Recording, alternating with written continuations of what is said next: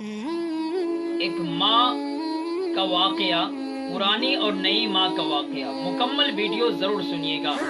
ایک بچہ تھا جس کی ماں انتقال کر گئی۔ باپ نے دوسری شادی کر لی۔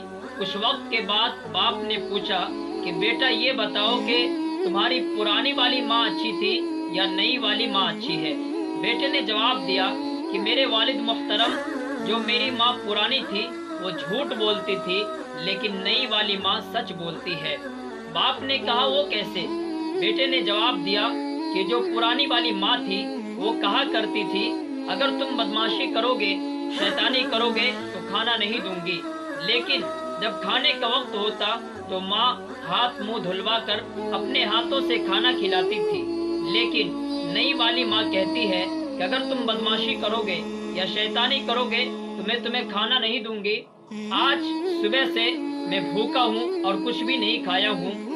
پرانی والی ماں جھوٹی تھی اور نئی والی ماں سچی ہے۔ میرے دوستو، اپنی ماں کی قدر کیجئے۔ ماں وہ نعمت ہے جو دوبارہ نہیں ملتی، اس لیے ماں کی قدر کیجئے اور ماں کے حق میں دعا کیجئے۔